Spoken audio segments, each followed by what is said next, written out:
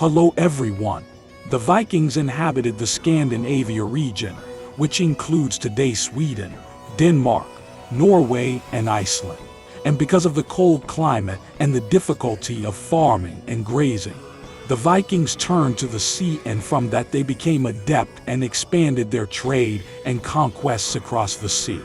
The Vikings were so skilled in shipbuilding and were the most skilled navigators in all of Europe, and they succeeded in developing their ships and keep them fast so they can search effectively in the sea and rivers. The ships of the Swedish Vikings arrived during the 9th century to Russia and the Slavic countries and succeeded in forming a complex trade routes across the Baltic and Black Seas, while a second group of Vikings headed to the west and across the Atlantic Ocean and succeeded to reach the island of Greenland. Also, the scientists believe that the island contains archaeological evidence. It indicates that the Vikings reached the coasts of the American continent 500 years before the arrival of Columbus. And the Norwegian Vikings went to invade Europe. At first, it was like a small raids for a group of thieves, as if they were taking cities and looting them, and then they escaped. But after that, their conquests expanded in order to keep the armies organized with a dream to expand more and more until they carried out 4 raids on Paris, where they kill and steal almost everything. And the King of France has no solution other than paying money to the Vikings to get out from Paris. And in fact, this is what happened. But the Vikings settled in the Norm and a region in northern France, and they remain known as the Northmen. The Vikings succeeded for the first time to reach England during the 8th century. But the most important event that time in the region of England is when the King William, known as William the Conqueror, invaded England and defeat its soldiers, and after this remarkable win they named him the King of England in the year 1066. The Vikings didn't want to stay in the same places for a long time, so the next stops were in northern Italy and Greece. They even clashed with Muslims in Sicily and in Andalusia. The most famous confrontations of Muslims with the Vikings were in Andalusia in the year 844.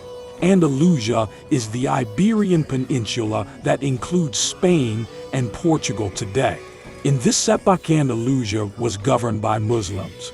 The Vikings succeed to invade Andalusia and entering the city of Seville.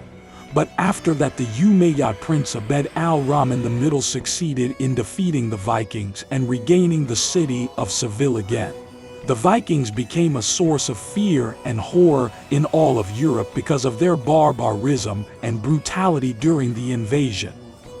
Their conquests were causing a lot of ruin and destruction to the cities, and they take women as slaves to sell them in Scandinavia. There's no historian document that described the people of Viking and how they lived. It's normal because they were a people that moves a lot, conquest a lot, trade a lot, and most of the Viking girl or boy, man or woman want to live a life of a warrior to go to the famous Valhalla. But one of the most historian document that I really find it very well written and very important is the description of the journey of Ahmed bin Fadlan to the land of Viking. Bin Fadlan is one of the most famous Muslim historians who spoke about the life of the Vikings, who met a group of them during his trip to Russia and mentioned many barbaric traits about them and their uncivilized life.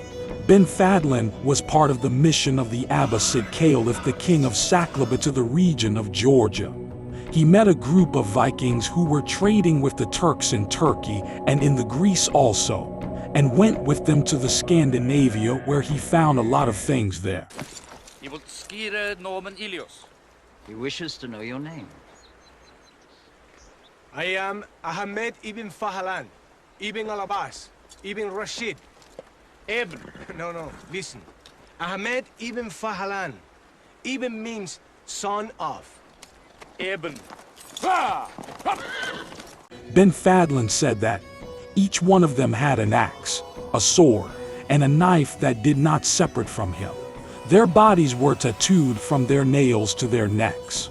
Every woman had an necklace of iron, silver or gold, according to the extent of her husband's money. Every day they must wash their faces and heads in the dirtiest way possible. What they do. So the maidservant comes every day with a large bowl of water, and she gives it to her master, in which he washes his hands and face and combs his hair. Then he spits in it and pass it to the next one who do the same things, and still pass it from one to one until everyone in the house is done. And let's stop a little at their religious beliefs. I think that each one of them comes out loaded with gifts until he reaches a wood face well sculptured that resembles the face of a human. He prostrated to him and asked him for sustenance. For example, if merchant do not sell his goods, he continues to put gifts every day and asks for leniency to be sold. And he kills the cows and sheep and hangs their heads on wood set up on the ground. Then the dogs came and ate all of that. And he comes in the morning and says, "My God has lost me and ate my gift." Ben Fadlan sheds light on some social customs. He says, most of them are reckless with wine. They drink it day and night. And perhaps one of them will die with the mug in his hand. Let's not forget that the rule of theft is the death penalty. From here, you understand the violent tendencies of the Vikings. And from here it is necessary to have penalties that ensure the cohesion of society and the rush towards war. Even a venerable man among them died. They put him in his grave for 10 days. And the maidservant who would be burned with him drank and sing every day until drunkenness. When the day arrived to burn the dead, an old woman called the angel of death brought the dead body in the best cloth, and other men put wine, fruit, bread, and meat on their ship. Then they brought a dog, a cow, chickens, and they cut them in half and threw them into the ship with the dead. Then they took the maidservant to the ship, and they gave her wine until drunkenness. Then they urged her to enter the ship, and made the old woman stab her with a dagger in the ribs one by one until she died without letting make noises or screams, so that the other maidservant won't be afraid for the next funeral. Then the closest people came to the dead and burned the wood under the ship until it became makes. Many of the most famous Viking heroes is Eric the Red, who is believed to be the first Viking person to think in exploring beyond Europe and the Atlantic Ocean, and the leader Hasting, who conquered North Africa in the year 859, and he tried to take Rome as well. He wanted to spend the winter, imagining that the sea would turn to ice, as is happening in his country, but he was surprised that the water's still the same.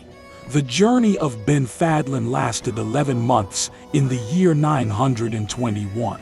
This journey and the scenes that were written were the only document that mentions the descriptions of the Vikings, their nature and their beliefs, due to the fact that the Vikings are far from written history and they were owners of oral history transmitted by generations without writing history books today. That's it for today. Thanks for watching. Please don't forget to subscribe and hit the like button. See you next time.